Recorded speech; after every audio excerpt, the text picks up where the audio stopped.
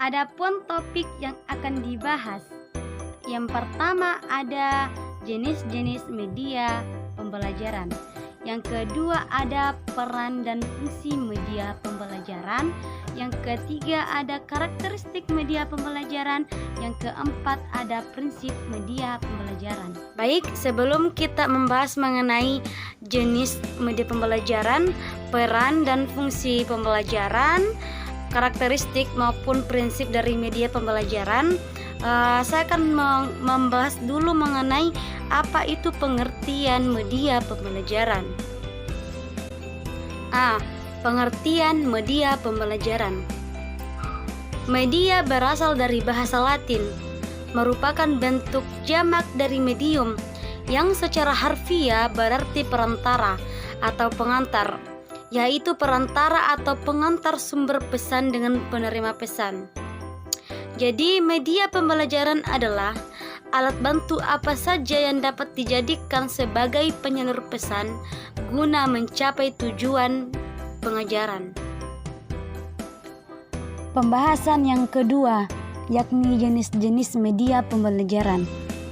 Ada beberapa jenis-jenis media pembelajaran. Yang pertama, media grafis. Media grafis adalah suatu jenis media yang menuangkan pesan yang akan disampaikan dalam bentuk simbol-simbol komunikasi verbal. Bentuk-bentuk media grafis antara lain, yang pertama, gambar atau foto. Yang kedua, sketsa. Yang ketiga, diagram. Yang keempat, bagan. Yang kelima, grafik. 6, kartun. 7, poster. 8, peta. Yang kesembilan, papan flanel, dan lain-lain. Yang kedua ada media audio. Media audio berkaitan dengan indera pendengaran. Ada beberapa media audio. Yang pertama radio. Yang kedua alat perekam pita magnetik atau alat perekam pita kaset dan lain-lain. Yang ketiga ada media proyeksi. Media proyeksi dia memiliki persamaan dengan media grafis dalam art dapat menyajikan rangsangan-rangsangan visual. Yang ketiga, peran media pembelajaran. Ada beberapa peran media pembelajaran. Yang pertama, memperjelas penyajian materi agar tidak hanya bersifat verbal atau dalam bentuk kata-kata tertulis atau tulisan. Yang kedua, mengatasi keterbatasan ruang, waktu, dan daya indera. Yang ketiga, penggunaan media secara tepat dan bervariasi dapat mengatasi sifat pasif anak didik. Yang keempat, menghindari kesalahpahaman terhadap suatu objek dan konsep. Yang kelima, menghubungkan yang nyata dengan yang tidak nyata. Ada beberapa fungsi media pembelajaran. Yang pertama, mengunggah emosi. Yang kedua, pembelajaran lebih konkret. Yang ketiga, membangkitkan motivasi.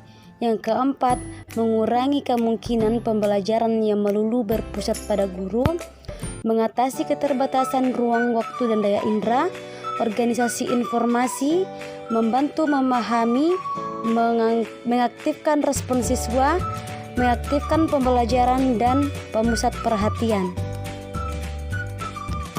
Selanjutnya kita akan membahas mengenai karakteristik media pembelajaran. Ada beberapa karakteristik media pembelajaran. Yang pertama, media cetakan. Meliputi bahan-bahan yang disiapkan di atas kertas untuk pengajaran dan informasi. Yang kedua, media pajang. Pada umumnya digunakan untuk menyampaikan pesan atau informasi di depan kelompok kecil. Yang ketiga ada diagram. Gambar sederhana yang menggunakan garis-garis dan simbol. Yang keempat ada permainan simulasi. Permainan atau games dalam setiap kontes antara para pemain yang berinteraksi. Selanjutnya ada slide.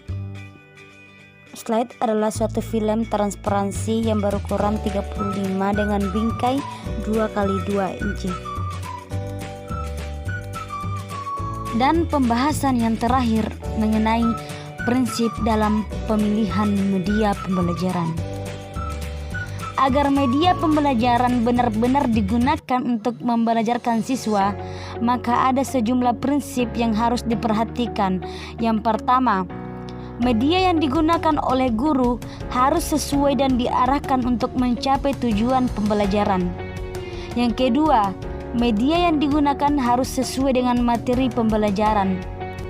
Yang ketiga, media pembelajaran harus sesuai dengan minat, kebutuhan, dan kondisi siswa. Yang keempat, media yang digunakan harus memerlukan efektivitas dan efisien. Yang terakhir, media yang digunakan harus sesuai dengan kemampuan guru dalam mengoperasikannya.